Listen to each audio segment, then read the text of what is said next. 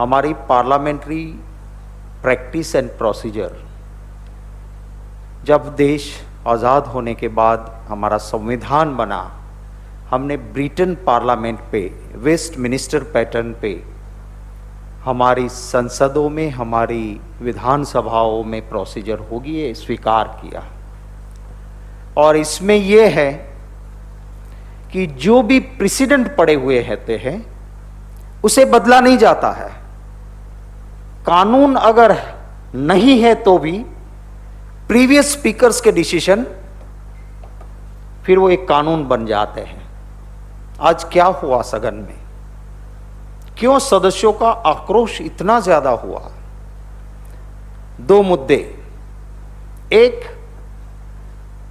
आज तक के इतिहास में कभी ऐसा नहीं हुआ है, बहुत सारे मीडिया के साथी संसद को कवर करते होंगे, आपने देखा होगा, हाउस का एक टाइम होता है, उसके बाद अगर टाइम बढ़ाना है तो सबकी सहमति होती है तभी टाइम बढ़ता है। एक भी सदस्य कह देता है कि टाइम बढ़ाने में सहमत नहीं हूं तो बहुमत के जोर पे या स्पीकर या सभापति की मनमानी से टाइम नहीं बढ़ता है। आज महत्व के बिल थे, 12 पॉलिटिकल पार्टियों ने कहा कि आज टाइम मत बढ़ाइए, कल मंत्री जी जवाब दें, हम सवाल पूछें और सही बात हम जानना चाहते हैं और भी, इसलिए कल रखिए। पर एक डिक्टेटर जैसे कोई डिसीजन लेता है कि मैं आज ही मार डालूंगा, आज ही कर दूंगा, उस जिद के साथ टाइम बढ़ाया गया 1 बजे के बाद का। जब आवाज रखने की, पॉइंट ऑफ ऑर्डर की कोशिश की गई, अनदेखी हुई। पॉइंट ऑफ ऑर्डर उठता है, सुनना पड़ता है, नहीं सुना गया। वोटिंग में राज्यसभा रूल्स में लिखा है, चाहे एक सदस्य भी खड़ा होकर कह दे कि डिवीजन कह दिया, फिर वोटिंग होती है ध्वनि वोट से नहीं, एक एक वोट गिना जाता है।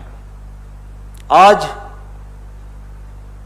पार्लियामेंट्री प्रोसीजर एंड प्रैक्टिस के इतिहास में काला दिन है और सदियों तक ये बात याद रखी जाएगी कि कानून रूल्स होते हुए भी, क्योंकि सरकार को आज ही कर देना था, आज बहुमत भी नहीं था, क्योंकि उनको सपोर्ट करने वाले लोग भी चाहते थे कि अगर हमने वोट कर दिया, हमारी बात खुल गई तो फार्मर्स हमको छोड़ेंगे नहीं। और इसीलिए डिवीजन मांगने के बाद भी डिवीजन नहीं दिया गया। राज्यसभा टीवी चल रहा था, उसको रोक दिया गया ताकि लोग ना देख पाए, आवाज बंद।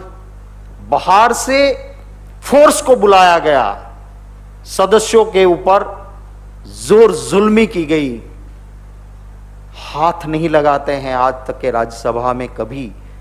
ये अपर हाउस है, वहां सदस्यों के साथ बदतमीजी से फोर्सफुल व्यवहार किया गया। ये, मैं गुजरात से आता हूं, ये मोदी मॉडल है। वहां डेमोक्रेसी खत्म की। जो first speaker of the Lok Sabha Mavalankar ji का स्टेट होने के नाते पूरे देश में नंबर 1 माना जाता था, उस गुजरात की सारी परंपरा खत्म की और वही मॉडल आज राज्यसभा में देखने को मिला है। जो कानून आया उसमें बड़ी बातें हुई है, मैं सिर्फ एक बात आपको कहना चाहता हूं। प्रधानमंत्री है, वो भाजपा के नहीं, देश के प्रधानमंत्री है। मुझे शर्म आ रही है कि जिस गुजरात से महात्मा गांधी जी ने दुनिया को सत्य और अहिंसा सिखाया है, नाज हर गुजराती को होती है। आज मेरा सर झुक जाता है कि उसी गुजरात से आए हुए मोदी जी कहते हैं कि इस बिल में एमएसपी खत्म नहीं हो रही है। आप सब जानते हो कि कानून होता है सेक्शन, सबसेक्शन, क्लॉज। दोनों बिल में देख लो आप, सिर्फ एक जगह दिखा दे कोई मुझे कि जहां पे लिखा है कि फार्मर के साथ कॉन्ट्रैक्ट होगा उस कॉन्ट्रैक्ट में एमएसपी से नीचे का दाम का कॉन्ट्रैक्ट नहीं होगा। है कहीं ऑनलाइन सेलिंग होगी, एक लफ्ज नहीं लिखा है कि ऑनलाइन सेलिंग में अगर कोई फार्मर के पास से एमएसपी से कम दाम में खरीदेगा तो उसे सजा होगी। कोई सुरक्षा एमएसपी की नहीं दी गई है और यह कानून में स्पष्ट है। ऑनलाइन बिल दिख सकता है और फिर भी इस देश का प्रधानमंत्री कहता है कि एमएसपी है। इतना बड़ा झूठ कहीं नहीं देखा है। ये खेत खलियान में काम करने वाले, धूप में रहने वाले किसान का दिमाग तेज दिमाग होता है, एसी वालों से भी ज्यादा, और इसीलिए इस कानून को समझे हैं, रोड पे निकले हैं, चाहे हरियाणा हो, चाहे पंजाब हो, चाहे यूपी हो, देश का कोना हो, क्योंकि वो समझदार है। गुमराह करना, भ्रमित करना कब सफल होता है? जब सामने वाला दिमागी कमजोर होता है।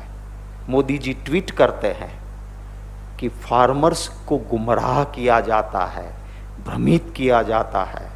इस देश के, इस जगत के तात का अपमान है। ये कहना कि ये गुमराह हो गए इसलिए रोड पे है, इसका मतलब ये हुआ कि इनका दिमाग कम है कि दूसरे उसको गुमराह कर रहे हैं। मैं मांग करता हूं मोदी जी इस देश के किसानों की माफी मांगे। आज रक्षा मंत्री राज्यसभा के सदस्यों के ऊपर अटैक करने के लिए, विरोध दल पे अटैक करने के लिए सीना तान के आ गए। रक्षा मंत्री जी, हम पे अटैक करने से पहले मेरे बिहार रेजिमेंट के 20 जवान शहीद हो गए हैं, जाइए करिए चाइना पे अटैक। आपका जो डिपार्टमेंट है रक्षा मंत्रालय, उसके ऊपर सवाल खड़े होते हैं, उनका जवाब तो दे दीजिए रक्षा मंत्री जी।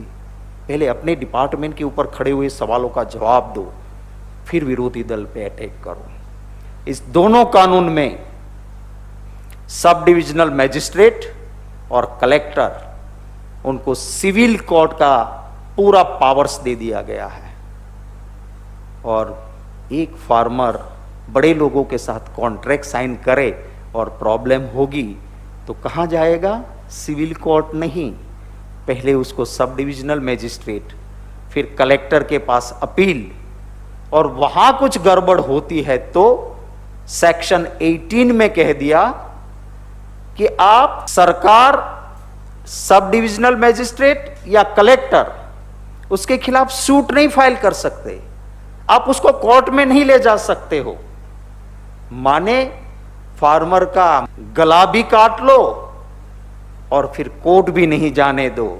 मैं ही चोर, मैं ही कोतवाल, मैं ही न्यायाधीश। ये ऐसा काला कानून है जो किसान को बर्बाद करके छोड़ेगा। पर हमारे वहां कहा जाता है, भूख्या जनोनी जठराग्नि झाग से, खंडेरनी भस्म तणी नलाद से। जब ये आवाज उठेगी इस देश के आम आदमी की, वो सल्तनत में बैठे हुए सुल्तान मोदी जी, इनकी हाय आपको खा जाएगी। अभी भी सुधरो, वक्त है, समझो और इस काले कानून को रोको, वरना पब्लिक है, सब जानती है। Thank you.